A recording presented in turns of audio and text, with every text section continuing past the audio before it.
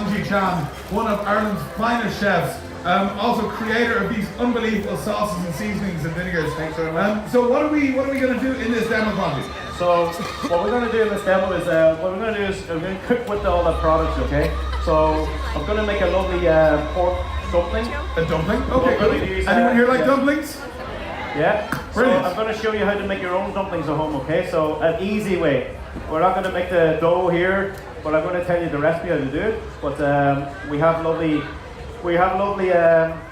these dumpling pastries that I got in the Asian market there the last day. Very, very good. And they're actually very. There are actually more people in Hong Kong and China use these than making their own. Do you know what? Like, we've had a couple of pastry chefs up here, including one of the winners of Great British Bake Off, and they were saying that they have not made their own puff, phyllo, but this is unbelievable quality. Like this is company made. This is pure pastry, like, you know. This is like making it yourself. And look how thin it is. So get down to the Asian market if you want to get some dumpling wrappers. Yeah. They are step one to getting a dumpling. So I have some lovely pork mince. So this is lovely Irish pork mince, okay? And it's a rare breed pork. You can see it there. It's 18% fat in it. I don't want it too lean, okay? What I want is I want the fat that you get that lovely juiciness going through whenever it cooks, you know what I mean? So very, very nice. So what I'm going to, you lived in Japan for a while as well. I lived in Japan, yeah. So you know what? We're gonna have a little challenge here. Doing don't let me do that. Are you sure? I did Japanese for my leaving cert and kind of got. It's a country that I really love. Their food is incredible, and there's actually more and more good Japanese food in Dublin at the moment. That's huge, yeah. It's amazing. Yeah. Really, like some of the best ramen I've had anywhere has been in Dublin. Yeah. Yeah, really great. But so the flavors you're getting in here, you got just some regular light soy sauce. So I have some light soy sauce. Some sesame oil. I have some cream sesame oil. This is a pure pressed sesame oil. It's actually amazing. You know, it's some of the sesame oils that you get in the Asian market, you know, in the supermarkets and that. It's not authentic, but to get an authentic one, you really taste the difference on it. Very, very nice roast on it. Did you get that from our Korean friends next door? So I got it in the Asian market, so it is, but it's actually amazing, you know. So for anyone who hasn't been to the Asian market on Brewery Street, it's one of my favourite shops in Dublin. And they're in Ballymount as well. It's just like they're in Ballymount. They import some of the nicest stuff over here. You know. So what are you putting in it? This is. So I have my own kind of spice bag seasoning, which I was talking about earlier. So it's very versatile. So you can use it for rubs, you can use it for seasonings as well. So I put a small bit in there. So it's a salt seasoning. So you don't need to use a salt seasoning, because this is the alternative for it, okay? So we're going to put some coriander in here as well. Well, how many people here have enjoyed maybe a cheeky late night spice bag or a hangover spice bag? You straight in the front and you go, I'm going to have one tomorrow. Yeah. Do you know what? Spice bags kind of have taken Ireland by storm. Yeah. And do you know what? And actually, how many people have actually seen this in the stores? Or no? How many of you could do with a tub of this at home? Honestly, like I have this at home, I put it on everything, not just spice bags. It works well in curries. Actually, a lot of people are starting to put it into like ramen and soups and stews and that. It's a really versatile seasoning. I mean, it has that chili, it has the sweetness, a bit of salt, but it also has a lot of umami. It's absolutely gorgeous. Yeah. So thank God, there's a good feedback of it, you know. So what I've done there is I put some sesame oil in here, okay? I put some soy sauce. I put my the spice seasonings in it, and I put some ChanChan cooking wine as well. So the ChanChan cooking wine is a Chinese sherry, okay? It's a bit sweeter. It's very nice. Smell it there. It's actually not as strong as a normal sherry. It's a cooking sherry. So lovely. Yeah, and it gives that lovely flavour into your meats, you know. So what I'm doing is making a mix there, okay? So I'm going to put a bit of garlic in here as well. All right. Does anyone know the chefy tip for peeling garlic? You might as well do it there. Put your garlic on the board, get the flat of your blade and just give it a slap. Give it a whack, yeah. On the board? Yeah, no, it's fine. I'm going to chop it here up. I was going to use a microplane there, but I don't have it with me there. So you can use a microplane. Microplane is like a grater, you know. So if you don't want to get your hands all smelly and that, you can use that. So put some garlic in there, okay? And I'm going to put a small bit of ginger in there, just to give it a look. So does anybody know what ginger does to dishes in Chinese cooking? What ginger does to dishes in Chinese? Any suggestions from the audience? Hands up. No. Well, you're all about to Ginger is used to freshen up stuff. So what I use ginger is I use ginger to freshen up stuff and give it a bit of, it's like adding lemon to fish. Okay, so ginger, if you add it to your pork or your chicken and that, it gives that lovely freshness to it, and it takes that different, it adds a different flavour, and it gives a different kind of height to it as well. Just like lemon, it brings flavour out. So, Ginger's one of those lovely ingredients that smell that now. It's unbelievable. Depending on, oh that's great. Depending on when you add the ginger in a dish as well, it's going to have a completely different characteristic. Oh, it does, yeah. If you flavour your oil with it when you start frying, or you grate it at the end, you put in a dressing, or like you see later on one of Planty's products here, the Shisho, pickled ginger, it's just absolutely incredible. So you see a mixture.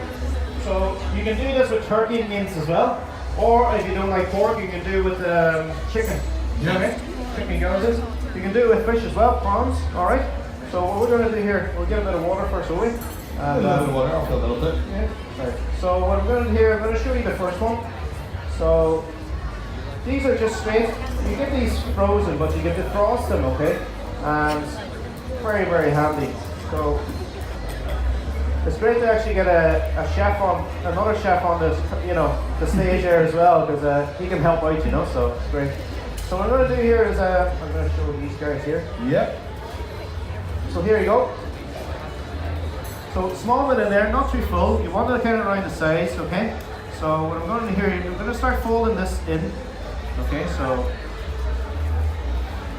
And you were saying earlier that, the dumpling, like kind of gyoza or dumplings, were something that you used to make really with your granny and with your family, and you kind of sit around doing hundreds of them. Like that's. Yeah. So here you go, one dumpling, okay? So what we're going to do is we're going to fry these actually. All right. So you can actually do loads of folds in it as well. I've done about 4 or 5 folds, so not too much, but geez, he's flying it there. He's been living in Asia for a while, isn't he? Huh? But this is the kind of thing that you can get your family around and sit down, bit of fun, enjoy it. It doesn't have to be perfectly wrapped, So what we're going to do is we're going to heat up a pan there, and we're going to fry this. And the trick with the pot stickers, or gyozas, as the saying, it's getting the crispy side at the bottom, and then steaming it up the top. So we're going to show you a technique that we use a lot in Hong Kong, Japan, and China. So we steam and cook at the same time. Quite cool. It's not a technique I've ever really seen in Western food. No, if you do that in the French kitchen, the boys will just kick you out, Slap up with yeah. You put the water in the oil. Wheel it there. So yeah, but yeah. All right. Thanks, Marcus. Unbelievable. So here we go. All right. So lovely pan on here. I'm going to put some oil. So I have some Donegal rapeseed oil. I'm from Donegal, so I use a lot of Donegal produce. So what we're going to do, we're going to kind of sizzling first, is it? Yeah. Right, we're going to wait for that to heat up. So in the meantime, what else I'm going to do is I'm going to use my the ChanChan sauces, okay? And what I'm going to do is I'm going to create a marinade. A char siu marinade, okay? So I have a lovely piece of pork here, okay? So it's actually a rivet pork, okay? All right. So you can do the whole belly pork if you want. And what I'm going to do is I'm going to put some hoisin sauce. So this is the sauce you might typically eat with, like, say, a duck pancake or something. Yes. This is a really nice way to use it at home. It's just like a Chinese barbecue sauce, isn't it? It is a Chinese barbecue sauce, and it's actually really nice. It's made out of yellow bean, paste and stuff like that. Very, very nice. I have some sesame oil there, and also put in some soy sauce. So I'm getting flavour into the mix. Also put in some black garlic miso sauce, so Hong Kong street sauce. Okay, so black garlic, very, very nice, made out of miso, and that would just give it a lovely caramelization to it, okay? So I'm going to put some garlic in there, and you can do this overnight as well, and marinate it in a little zipper bag, freezer bag, yeah, and then you can keep that. So just think of it, the more you kind of keep this and the flavour going in to the meat, the better. So, okay. So there you go, we're marinating. Beautiful. And we have some ginger as well, they go in. Do you know what, as well, like if you're thinking of cooking this but you're a bit scared of cooking pork because you're afraid you're going to dry it out, belly is a really forgiving cut of pork. The amount of fat that's in there, I'll tell you, you'd have a hard time drying it out. it's I think it's one of these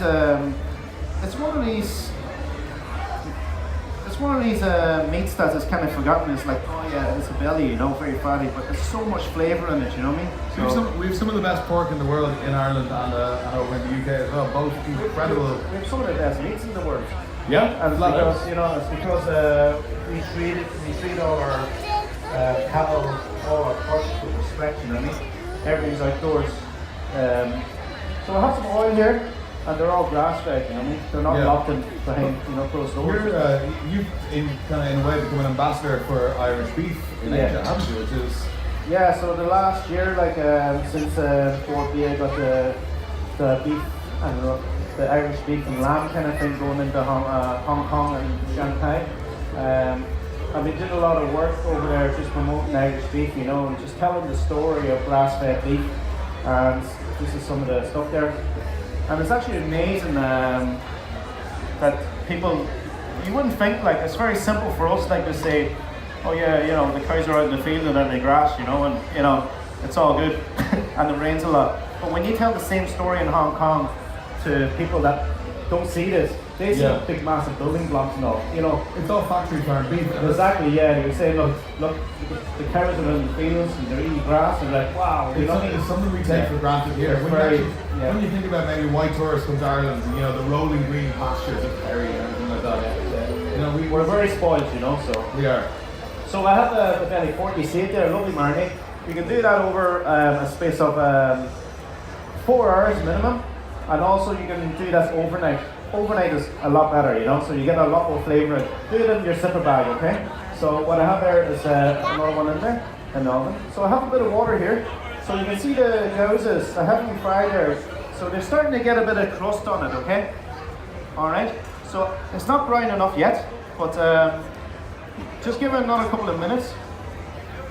And we're gonna show you a little technique that we can grill and steam at the same time in the above, and that'll cook the mixture inside the raw mixture. And you know what, the next time you are craving, going to Wagamama for some gyoza, you can just make them at home. It'll cost you a tenth of the price, and it's guaranteed you'll have more fun. Yeah. This is a great recipe to get kids involved with as well, because it's just like, it's like arts and crafts, and you get to eat some dumplings at the end. You know what, so. if you're making scones and cakes at home, like little cupcakes, why not make a dumpling, Exactly.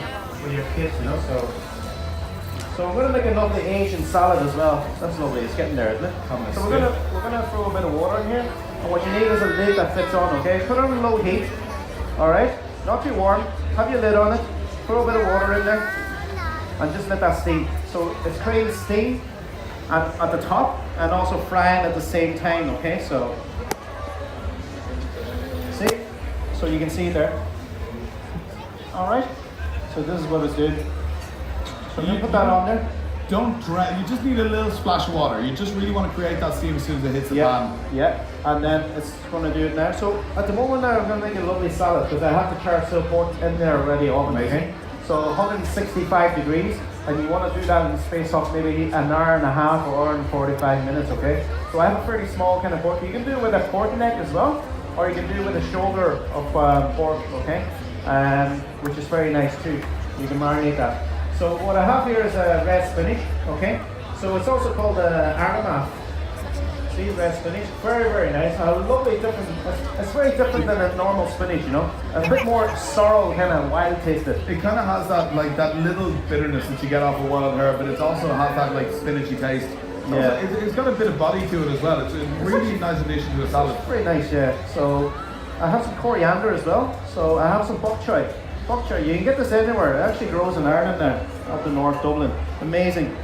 It's amazing seeing farmers actually seeing opportunities that they can actually grow Do you know, I think that the recession was the best thing that ever happened for Irish food in a weird way. It's like the amount of food so many actually chefs emigrated and then came back with all of this experience of cooking in Australia, in Asia, all around Europe. Yeah. And all of a sudden there was so much more of a demand for ingredients like bok choy, for ingredients like shiso, like you're growing. Yeah. And that kind of experience really fed into the Irish scene. And now we're seeing stuff like amazing ramen, amazing Indian food. We're doing Irish Wagyu beef at the moment. Do you know what I mean? Like, so that's bonkers. And our cheese, guys, is like probably it will contend really well with the French cheese. You know what I mean? And French are very, very good. And actually, there's some Irish cheese in France, so that's how good our cheese is. You know, so our produce is very, very good. So we shouldn't take that for granted. No, I think we take Ireland is becoming a food capital very, very soon in Europe, and I think a lot of chefs are starting to recognise that because we're still very agricultural, and you know what I mean. You know, I used to not believe it, but I think Ireland could actually be the next, maybe Denmark or Scandinavian kind of country. Like now, everybody first was flocking to northern Spain after El Bulli, and then people, once Noma kind of became a thing, and Scandinavian cooking became so big. There's no reason why Ireland couldn't be that next country. We have the produce, we have the talent, we have the passion. Absolutely, yeah. There's no reason why we couldn't have this amazing food tourism scene, and that's growing every single year. But what we need is starting to educate the public, actually to support the restaurants, to go in and eat the good restaurants, because that's how Cymru, that's how the food actually gets to the next level. Actually getting the public support, So this is the mixed salad that we have here. I have some lovely red onions, some cucumber, very, very fresh, okay? I have some carrot there, give it a lovely crunch. I want a bit of texture in this salad because I have a lovely, I have a sour tail pork which I'm going to slice and I have a gallows has to go with it, okay? So I'm actually missing a big plate, am I? Yeah, John. Okay.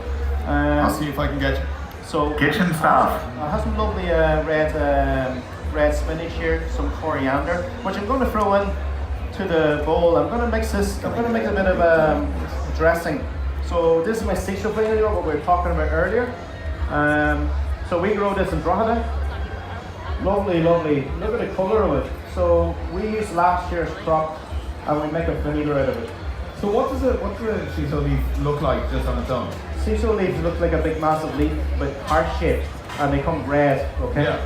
Really, really purple. But that's how we get the colour out of it, okay? Like so, that is a mental colour for anything. Very, very floral kind of taste out of it. Looks like hibiscus or beetroot, Oh yeah, very, very good. And also like it has a taste between a cross between a basil and a mint. Very, very nice. Very unique. Japanese use it a lot. We're the first ones to grow it in Ireland. So we took out a 300 allotments and we started growing this.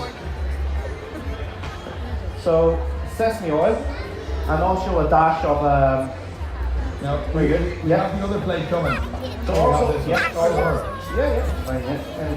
also a dash of soy sauce as well. So equal quantities of vinegar, just like a normal French dressing, and do a bit of sesame oil, equal quantities, and also a dash of soy sauce just to get that lovely freshness in. And what we're going to do is add in my black garlic paste, okay? Marcus, you might check on that. Yeah, those are actually. They're looking pretty good. I mean, so if you look on the camera here, you can see they're kind of getting steamy, and then they still have that lovely gold crust underneath. So I'd say they're looking okay. I might give them a tiny splash more water and turn the heat up maybe a tiny bit. Yeah, they're nearly there, aren't they? They look fantastic. Jeez, unbelievable. And that's how easy it is. Like, how long did that take us?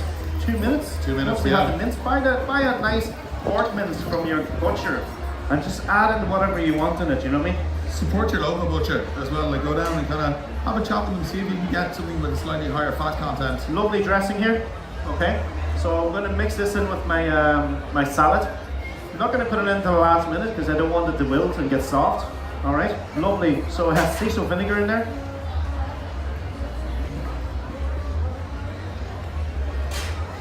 You always forget how easy a salad is to make. Like that is, I had a plate of that earlier and it was absolutely gorgeous. Yeah, I think a bit of salad is about with texture, you know. Salads are actually huge at the moment in Dublin.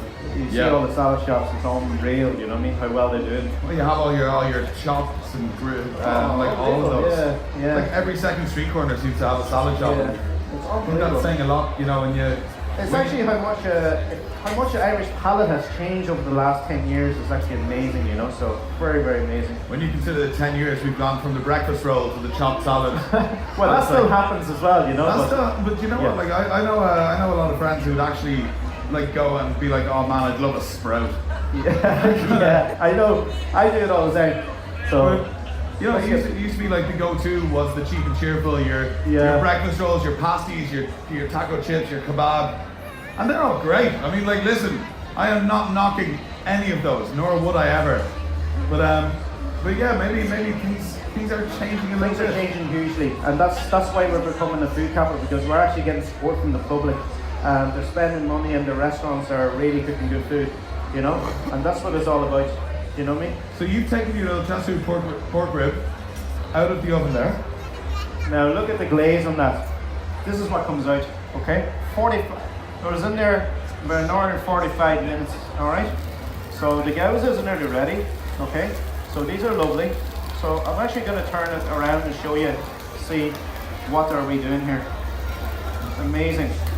I know. I've been chef for years. My hands are just like it's messed up. You know. Do you know what?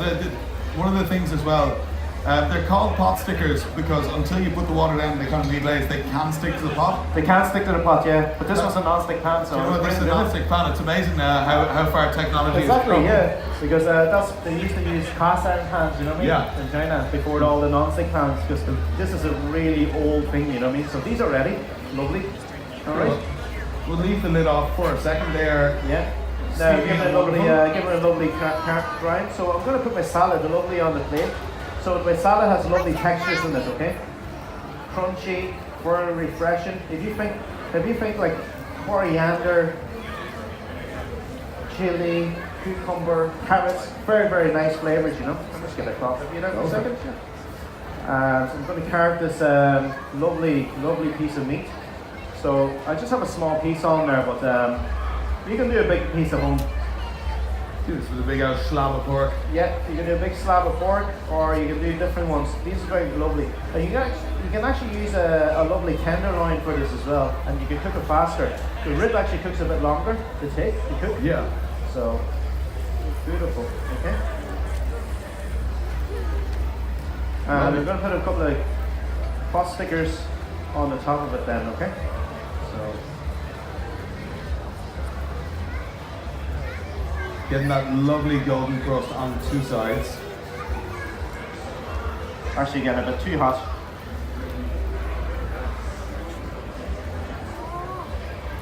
So beautiful. And I mean, like, without the chat, we've kind of bashed this together in, what, 15 minutes? Was it? Yeah. Yeah, like 15, 20 minutes. Like how long was that demo now at the moment? Like start to finish, from pork mince to dumpling. Yeah. It's amazing how fast it is, isn't it? Yeah. I'm going to put a small bit of dressing over it, just give it a bit of umami flavour back into the dish.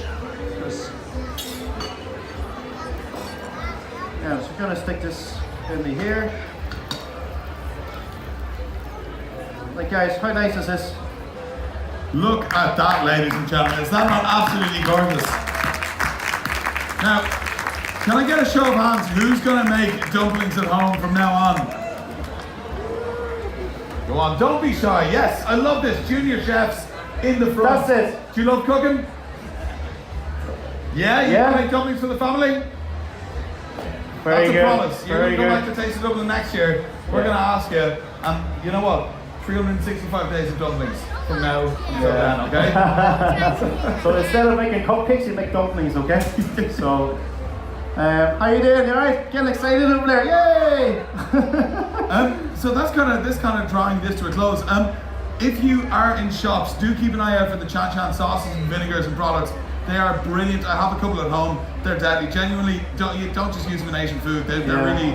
And please, like, you know, when September comes, you know, when we go into the little, please give us a support, you know what I mean? Because that would give us a really good push, you know what I mean? So, yeah. It's an amazing Irish producer and putting out some banging sauces and clearly some banging food. So, have you had a good time, ladies and gentlemen?